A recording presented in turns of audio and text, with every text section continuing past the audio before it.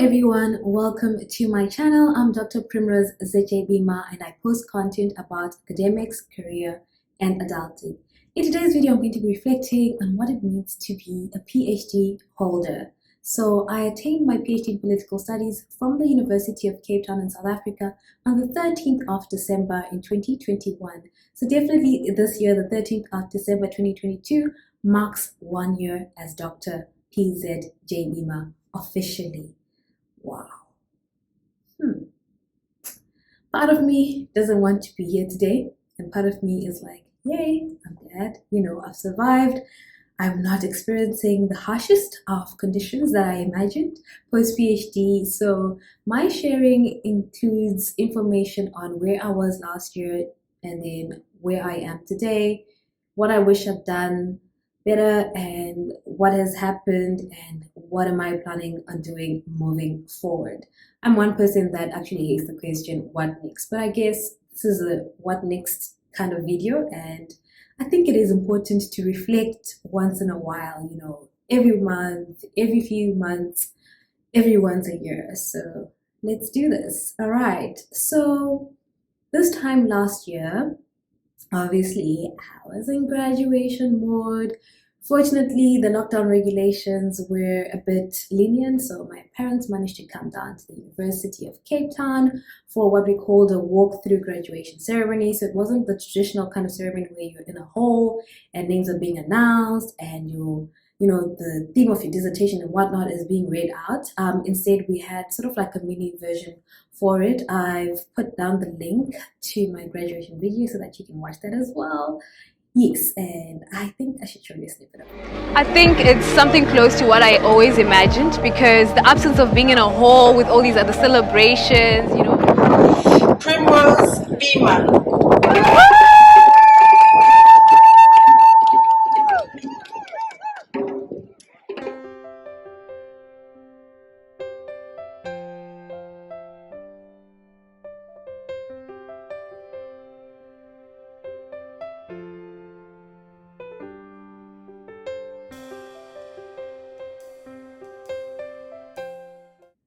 Okay, great. 1 year as Dr. Primrose Z.J Bimha. Wow. All right. So when I graduated, I was already doing a postdoctoral research fellowship. So technically what happened was that when I had just submitted my PhD thesis, I came across an advert for a postdoctoral research fellowship, and they just wanted someone who had either finished and graduated or someone who had just submitted their thesis. So I qualified for the second option. I'd applied and I'd made it, and the conditions for my postdoc in the first year was to complete my thesis corrections when, my thesis came back from external examiners, as well as to start thinking about writing based on my thesis chapters. So that went very well. I didn't plunge into PhD poverty. I submitted my thesis in February, and I got my results in July.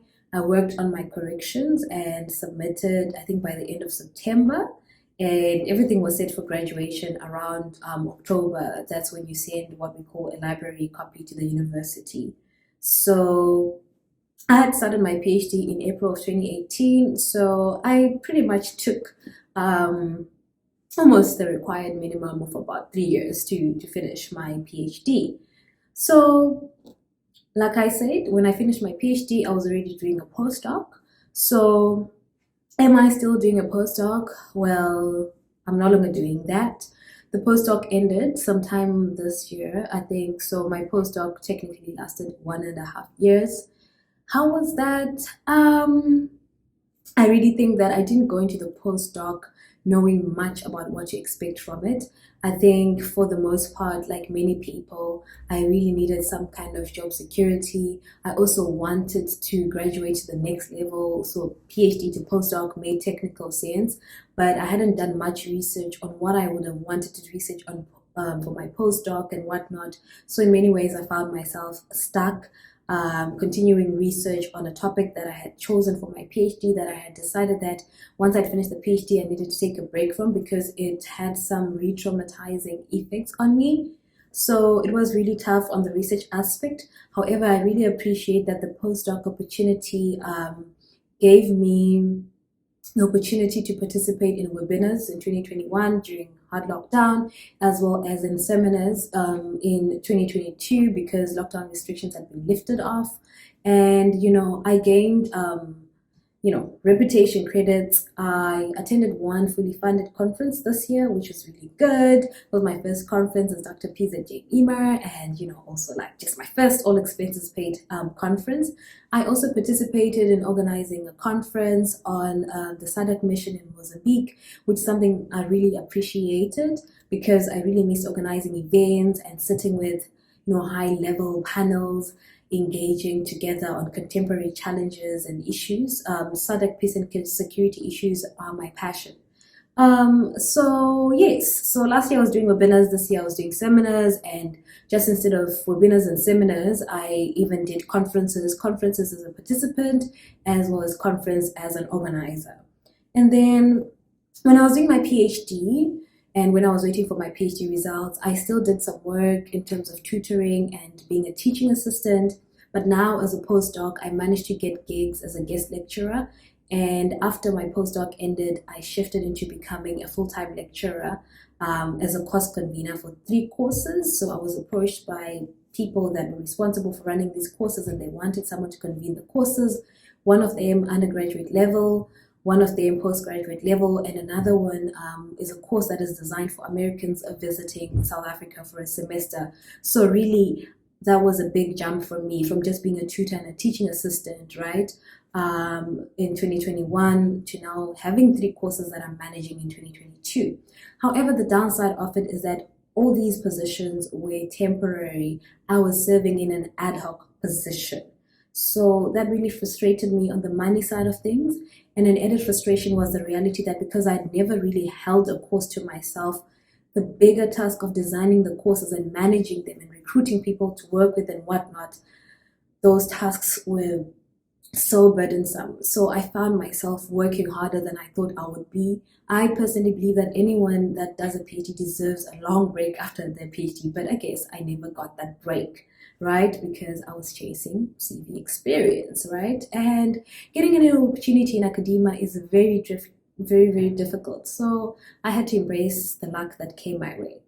And then I used to transcribe for money. I no longer do that because it's time consuming, and I think I was the cheapest transcriber on earth, and I just didn't want to associate myself with that anymore. So that's one side of hustle that I actually dropped.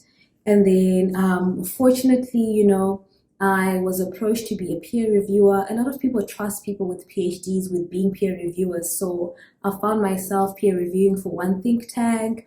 I have found myself being a peer reviewer for one journal, and I'm also an examiner for, at least for now, for 2 universities situated in South Africa. So I came from not being a reviewer, not being an examiner, to being a reviewer as well as an examiner. And this examining also includes examining master's as well as PhD thesis. So that's a very big thing as well. So is the money okay? These are industry rates. The thing with money from being a reviewer or a marker, it's not something you can lean on because you don't know when you're going to ask to be one, right? When are you going to be given articles? When are you going to be given theses and dissertations? But I think in terms of improving my academic profile, this has definitely been helpful. So also, I think that the experience with teaching, the experience with reviewing has been helpful. One thing that I didn't manage to do is I was really hoping that I would be given a student or students to supervise. I even had students approaching me because they wanted me to be their supervisor because they felt that I was teaching them well and giving them research guidance. But because I'm not a permanent staff within any university, that was not available. My postdoc had, one of the provisions was that I could supervise someone, but I was just never allocated a student that I could supervise. So what did I try to do? I have some students who would ask me to mentor them. I tried to help them, but I think some of them just fell out of the way because they were too busy or our schedules were clashing and whatnot, and it wasn't really a formal arrangement. So I guess because there's no university MOU, like no one is obliged to do anything. So I think that didn't really work out, and I hope that next year I'll find myself being a master's or a PhD thesis advisor, supervisor, And then in terms of my research interests, at this time last year, I was mostly into conflict resolution and peacemaking.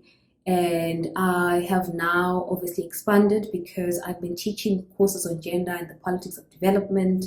So that meant that in addition to my interest in foreign policy analysis, I really started to carve out how I can also become a researcher who merges gender, peace, development, and security issues broadly, right? Because development and human security are interlinked, and we can't divorce gender issues, because without gender justice, we really cannot be able to achieve fully any goals that we set. For example, the Sustainable Development Goals and any governance goals that a government has for its state. So in terms of remuneration, postdoc money is not that much, but it's definitely better than nothing. And because I don't have a family, like I don't have kids and a husband, and I'm not really obliged to be sending money back home and whatnot, I've been able to survive. And I'm just really grateful that my economic background permits me to actually be able to live and survive on this postdoc money. And then one thing, now I'm moving to something, my regrets, right? I think that I need to get out of my own shell. I was being given, advice by an expert recently, and they were speaking about how if I don't put myself out there in terms of agreeing to do media interviews with, TV, radio, then I'll be doing myself a disservice, because when people think experts, they think people that they also see on these forms of media. I'm one that does not post my opinions, even though I'm a PhD in political studies. I don't post my political opinions on Twitter, on LinkedIn, Facebook, no way, not even on WhatsApp. So, but you know what, self-care first. And I think whatever anyone does, you need to be very strategic and carve out what you want to do. I think one of the reasons why I haven't been able to do this was because I kept waiting to be affiliated with a particular organization. So for example, if I had gotten into the United Nations, then I know that my posting will be carved out in a way that promotes the work that I do. So for example, if I would be working for UN Women, if I had joined a political party, then my work would be leaning towards that. If I had joined a media entity, then the stuff that I say or write would also be linked to that. And if I had maybe, let's say, gone back into foreign affairs, then obviously everything that I do would have a foreign affairs posture, which means that I would have to prioritize whatever is the foreign policy of the state that I'm representing. So moving forward, am I going to be posting anything political on Twitter, my YouTube channel perhaps? Or speaking to the media and not turning down interview requests? I still don't know. I still need to draw up a strategy on that, but I guess it's needed and it's wanted, and that's perhaps one thing that's standing in the way of me getting to the next big goal in life. So in terms of just what I have done, I'll just summarize what I've just said. So I moved from tutor/TA to guest lecturer and then full course convener. And I moved from cheap editor to a more expensive editor. I think what I forgot to say was that I took an editing course after my PhD. So I also needed, return on investment. I paid fees. So it only made sense. And I was now more confident in my skills anyway. And I also now had a PhD. So I also increased my rate because I need to pay myself accordingly, right? I'm no longer just a master's holder who's an editor. And then I moved from being a research enthusiast, just writing and whatnot, to actually being a reviewer and advisor, acknowledged by various institutions and think tanks. And then I'm still writing, I'm still postdocing. I'm getting a lot of rejections, which is something that is really sad. But they say that academia is that rough. The only thing that I need to fight is the idea that in academia you either publish or perish. So I'm definitely not perishing. My hardworking instincts will not allow for that to happen. And I have now devised a strategy to not feel like someone has thrown me out of the academic field and I deserve to be trashed away with anything that is resembling not being able to write, right? Because I feel like I'm excellent, and if someone doesn't think I'm excellent, then I don't know, right? I don't know. I will improve if there's any suggestions, but if I'm just like slapped left, right, and center because I'm not working in accordance with what people want, I'll redo my work, send it to another publisher, and just hope that things will get better, right? And then I'm still searching for something to do. So, in as much as I'm a postdoc, and as much as I'm a cost convener, I'm a reviewer, I'm an editor, and whatnot, these are like multiple stints of work. It's draining, and you can't really plan. And all the work that I do is on very short contracts. I don't have a contract that has health insurance. I don't have a contract that has pension that's linked to it. And the saddest part also is the reality that I still have a temporary residency in South Africa, for example. So I'm from Zimbabwe. So I'm really hoping to get an opportunity that helps me to settle with an idea of permanence, whether it's, within Africa or elsewhere, because I think that is much needed. I'm 30, time is running out. My parents are getting older, and my goals are going to be bigger than the goals that I have for now. And I won't want to be precarious forever. So yeah, I'm really hoping that this time next year I'll be speaking to you about a semi-permanent position, whether it's a 5-year contract, full contract till life, if it's like full tenure. And I really hope that God adds on, because sometimes we've just got this limited mindset. Sometimes you just want to survive. Sometimes you just want to have the little things. And sometimes you accept the bare minimum because you're chasing experience, or because you feel that people won't take you because they think that you're demanding. So I'm also planning on shifting from being like, oh, wow, that's so nice. Yes, I'd love to do it. How much? Okay, I think that's okay. When I know deep down in my heart that I'm going to have to work one job for rent, or work one job for saving for the future, work one job to be able to reskill myself, I don't think that's good practice for my health now, in the medium term as well as in the long run. So what are my options? So I'm not one person who thinks that, if you're an academic and you've got a PhD, you have to stay in academia, become a lecturer, professor, and whatnot. I am going to continue writing and doing research and doing work that links to publications. I'm still keen to facilitate as a lecturer, or even just as a facilitator within the think tank space, or even within the media space, right? Because all I want to do is read, write, and speak, right? Facilitate dialogue on stuff that is, very close to my heart. So, and I still want to do anything that is linked to the who's, if it's in international relations, the UNs of the world, the governments of the world, if it's about academia, the big universities on the continent, the big universities in the world. So, sometimes I tell myself, but you know what, if people are rejecting you and they don't want to take you in, just become self-employed, be a research consultant. But I feel like the best consultants have exposure from different sectors, so I definitely still need to hone my skills and gain experience from multiple sectors before I even think about just going out into the world and launching myself as an independent consultant. And then I feel that it's time to bow out of postdocing. I am not ruling out the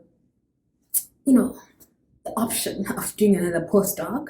So, but I really wish that would not have to be the case. But I guess most people take even 5 to 10 years doing postdoc, but I think my cutoff point will be 4 years. So I've done almost 2 years now, and I am definitely not going to go beyond 5 years if it so happens that I continue postdocing, right? And I'm very keen to move institutions, universities, to do research in different areas than what I've been doing before.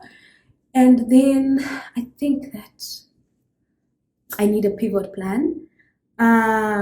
Looking back in time, I really think that it would have been important for me in my university years to think about partnering my interests with a major that is more sought after or that is more practical.